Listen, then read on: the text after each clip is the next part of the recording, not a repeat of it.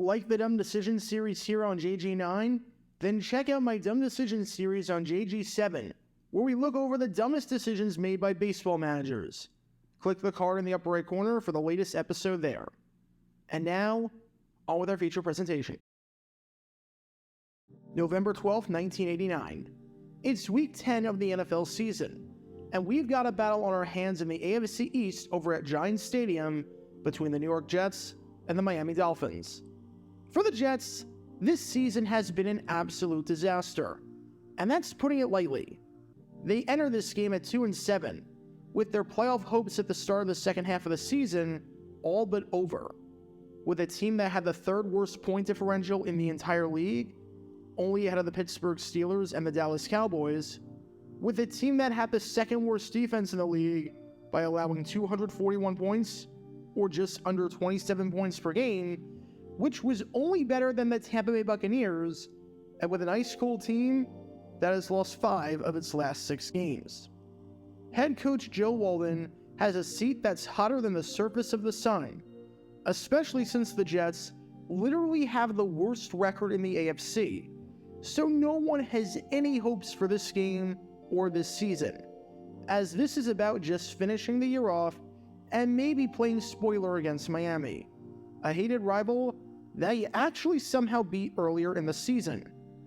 And so far, to New York's credit, they're looking great.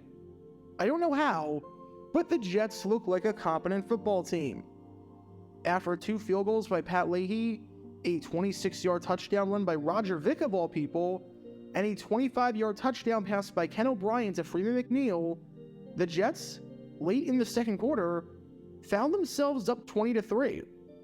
It had been a while since the Jets fans had something to be happy about. The last time their fans saw a home win was the final game of the 1988 season. So Jets fans actually did something that you never heard them do all year. Cheer.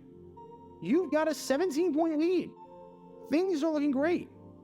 I actually don't think you can mess this one up, right? Standing next to Marino. Marino to the goal line and in. Oh no. Now they've handed the ball to Sammy Smith. This time Marino will pass. Under pressure he goes deep. Gathered in by Clayton. And he'll score. Oh no. Shotgun, double wides to either side. Marino across the middle. It's complete. Scott Schwade's in a foot race. Touchdown. Oh, come on. Sammy Smith. Touchdown. How are you guys so bad at playing football? All right, this is not good. This is not good at all. Things could be going a heck of a lot better. If I could be like Cher and turn back time to about an hour ago, we'd be in a much better spot. But look, it's the fourth quarter. You're down by 11, and by no means is it doomsday. You've just got to get a touchdown on this drive, since you need to find some way to cut this to a one-possession game and give yourself time to work with. Field goals do nothing here. An 8-point game back in 1989 was a 2-possession game, not a 1-possession game like it is today. So it's end zone or bust. You've got 4th and 5 at the 25-yard line. That's a tough situation to convert. 4th and medium is by no means a guaranteed thing, and you're well within your range for Pat Leahy to make a field goal. But you've got to go for it. You cannot kick the field goal. You cannot kick the... And the Jets are going to go for it. They went on a 4th and 1 early in the game in the first quarter and didn't make it. Here it's 4th and 5. Wait, oh my God, they're actually going for it. Well, I'm impressed, Jets. I'm impressed, Joe Walton. I don't think you're a great head coach, but you did the right thing here. Now let's see what play you've got. Townsend, Toon, and Epps at wide receiver. O'Brien's pass complete. Toon has the first down. Welcome to dumb. Wait a second, that was actually a great call. They got the first down. Hit Al Toon, your best receiver, on a crossing pattern past the sticks, and get 13 yards for a first down to keep the drive alive. Are you sure this is supposed to be a dumb decisions episode?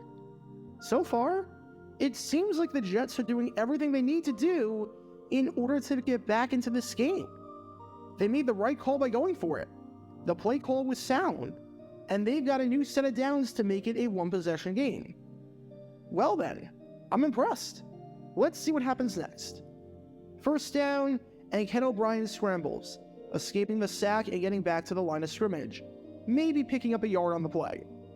Second down, and the handoff goes up the middle to Johnny Hector. Alright, that's a good play. Sets up 3rd and short. You've got 3rd and 1. Just can't lose yards here, and you're good. Just need the run blockers to do their job. Oh no, that's not good. Well, even though that stinks, and even though you lost 2 yards, it's still 4th and 3. It's still 4th and very manageable. It's 4th and short. You went for it before on 4th and 5, so this is a no-brainer, especially with 2 fewer minutes on the clock than there were before.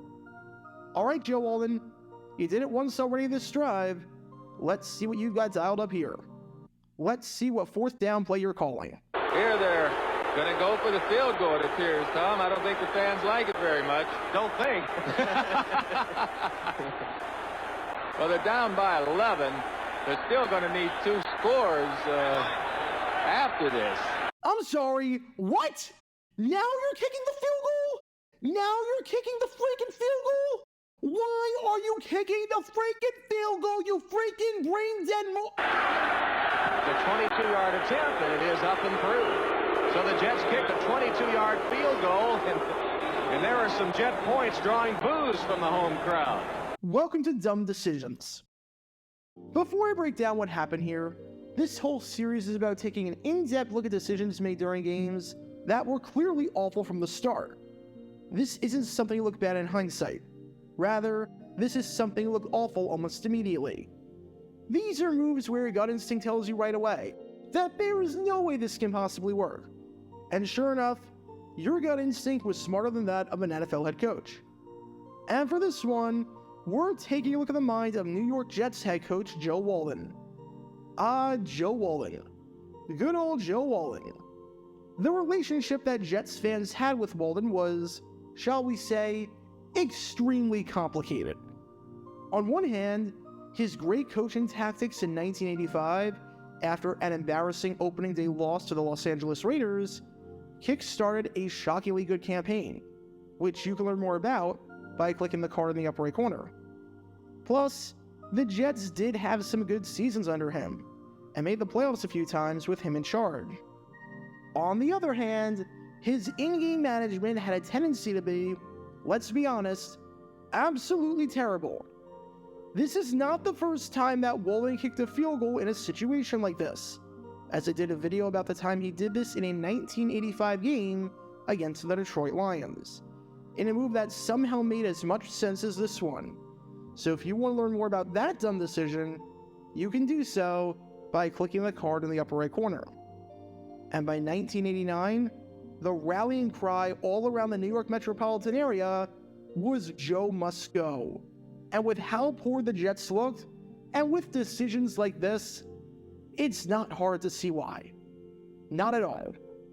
So with that being said, let's take a look at why kicking a field goal on 4th and 3, deep in the red zone, when you're down by 11 points, and you already burned an additional 2 minutes off the clock that you desperately needed, is a horrible idea. Again, I want to make it very clear. This is under 1989 rules. Under today's rules, you can absolutely defend kicking the field goal here, even though I would not do it at all. But under 1989 rules, there was no such thing as a 2-point conversion. That didn't come at the pro level until 1994. So an 8-point game was a 2-possession game back then. With that, let's take a look at the pros and cons of both options, with option 1 being what I, along with everyone with a brain, would have done, which was to go for it here, and option 2 being to kick the field goal. If you go for it, let's say you get the first down, or even score a touchdown, since you're at the 5-yard line. This means, assuming you score, you have now cut it down to a 1-possession game. what was an 11-point game is now a 4-point game when you tack on the extra point. And now, with 8 minutes left, all you need is one more touchdown to win it. If you get the first down but don't score the touchdown, you've got 4 plays from the 3-yard line or better to punch it in. And I really like those odds. In other words, if you convert this first down, your odds of winning just went up tremendously. If you don't get the first down, that stinks. However, not only is the risk worth the reward, but barring a turnover in the worst case scenario, you're at least pitting the Dolphins deep in their own territory at the 5-yard line. So at least if your defense can get a stop, you'll have some good field position to try and make it a 1-possession game on your next drive. Compare that to the alternative, which is what the Jets did for some absolutely inexplicable and asinine reason, which is to kick the field goal. In the best case scenario, guess what? It's still a 2-possession game. You changed absolutely nothing. You still, at the very least, need a touchdown to have a chance at winning, which means that you like your odds of winning more having to drive down the field twice with less time on the clock versus your odds of winning by picking up 3 yards and then driving down one more time. How does that make any sense? The best case scenario changes absolutely nothing about the outcome of the game and what you need to do on your remaining possessions, because you still have the same number of possessions to go off of. And in the worst case scenario of you missing this field goal, which, let's be honest, this was a chip shot, so the odds that it was going to miss were super slim. But in that worst case scenario, the Dolphins are starting their drive at their own 20-yard line, versus what happens if you didn't get the first down, where they would take over where the ball was last, which presumably would have been the line of scrimmage at the 5. The best case scenario for option 1, which was to cut it to a 1-possession game, was better than the best case scenario for option 2, which was to keep it at a 2-possession game. And the worst case scenario for option 1, where Miami is starting at the 5, was better than the worst case scenario for option 2, where Miami is starting at the 20. So the best case scenario and the worst case scenario are both better in option 1. And yet, you went with option 2? And the insane part about all of this, as if this wasn't insane enough already, was the fact that earlier in the drive, Walton went for it on 4th and 5, knowing that a field goal wasn't going to be enough, and that he needed to score a touchdown here to give his team any chance at winning the game. Picking up a 4th and 5 is infinitely harder than picking up a 4th and 3, and you had even less time to work with time being your own enemy at this point. So why on earth, if you were going to kick the field goal on 4th and 5 with over 10 minutes left because you knew you had to convert and couldn't settle for 3, would you kick the field goal on 4th and 3 with 8 minutes left? If anything, shouldn't it be the other way around? I'm just struggling to understand the logic of not just the fact that kicking here keeps it at a 2-possession game, which is stupid, but that you recognize this during the harder scenario, where at least I could somewhat defend if you did that, and then failed to recognize this during the much easier scenario. You know what this is like? Imagine if you're on Jeopardy, and you're one of the contestants, and you're in an absolutely terrible spot.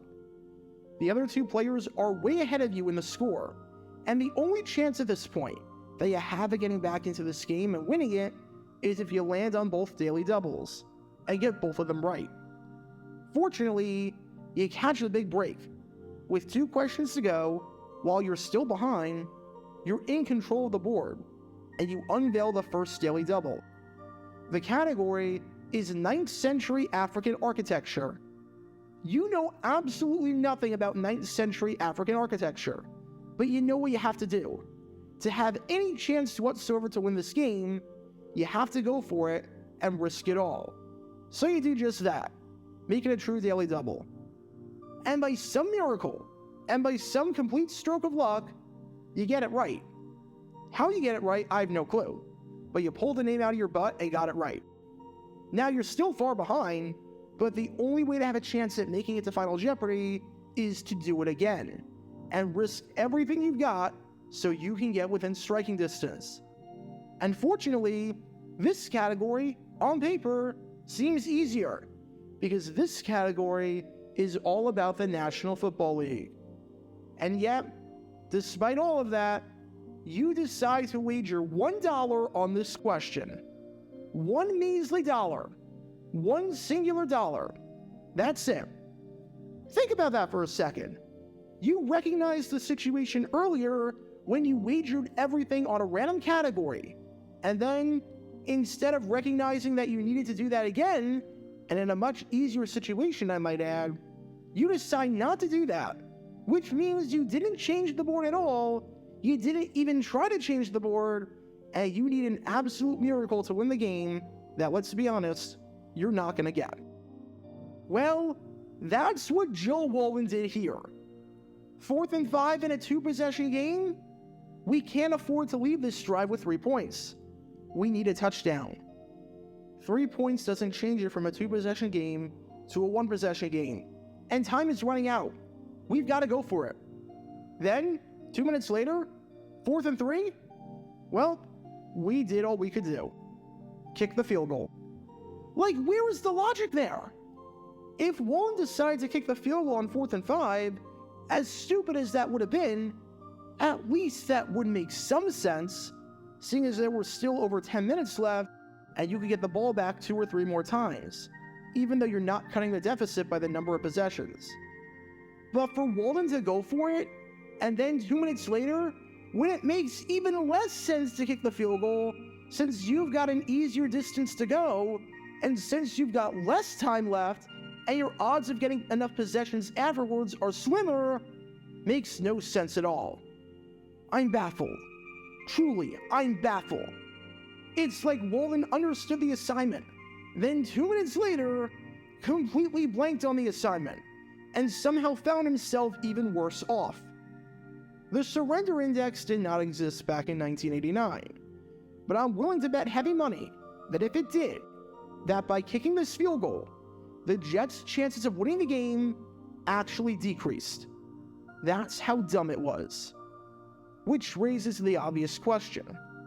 Why the heck did Joe Walton do it? What was going through his mind?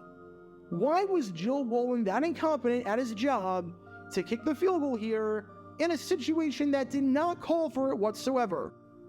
Said Walton, in a post-game comment that defies all logic, I just felt like we got that far. We ought to get the 3 points and cut it down to 8 points. We were having trouble with our short yardage and goal line offense anyway. Seriously? That's your explanation? You waved the white flag because you didn't trust your goal line offense if they were to get the first down and get to the goal line? What did you think was going to happen if you got the first down on 4th and 5? In all likelihood, you were going to have to get down to the goal line anyways and punch it in from there. Nothing changed. The situation did not change. The circumstance didn't change. It's not like the goal line didn't exist when you went for it on 4th and 5. And then the line magically appeared on 4th and 3. Essentially, you're saying, I wanted to walk away with points. But the obvious problems with that are, number one, if that was truly your goal, you could have easily done that 2 minutes before, when it at least would have made the slightest bit of sense, and when you wouldn't have been battling the clock so much. And number two, you won a moral victory? You wanted a moral victory? Congratulations. You got it. You got your freaking moral victory. You got your 3 points. Guess what? The fans are upset, the players are upset, and you lost the game and kept it at 2 possessions, thereby decreasing your chances at winning. But it's all right, everyone, because Joe Walton got something. He got his moral victory. He got his points on the drive. Whoop-de-freaking-do. Not a single person in the world agreed with your decision to kick there. The fans booed heavily, the announcers were questioning it, and the reporters were questioning it, with one columnist going as far as giving Walton an F on the day for his coaching and his questionable play calling. But at least Walton got his moral victory by getting the points as the Jets fell to 2-8. Give me a break. Give me a freaking break. So what do we learn from all this? If it's late in the fourth quarter, and you're trailing by 2 possessions, and time is running out, and option 1 can cut it to a 1-possession game, and option 2 can keep it at a 2-possession game, then take the first option. For the love of God, take the first option. Points are irrelevant. Possessions are. Don't get caught up in the points when you're trailing by multiple possessions. Get caught up in the possessions that you need. If by taking the points, you actually give your team a worse chance to win, and the other team is celebrating, then you probably shouldn't take the points. Just some food for thought. And if you somehow don't understand how to do basic math that literally everyone else knows how to do, then maybe, just maybe, you shouldn't be a head coach. And maybe Joe must go. Because when all of these elements are in play, you can't exactly be surprised when this play backfires. Talk about a dumb decision. Get your official Jaguar Gear 9 merchandise by going to jj9shop.com, and be sure to like and subscribe, as it really helps the channel out a lot. Join me every Wednesday night where we'll play NFL Trivia for cash prizes at 9 p.m. Eastern over on Twitch. To learn more about the history of college football, subscribe to Jaguar Gator 8. To learn more about the history of Major League Baseball, subscribe to Jaguar Gator 7. Also, special thanks to all of our Patreon supporters for helping out the channel. Your support is greatly appreciated. See how you can become a patron and request future video topics in the description below.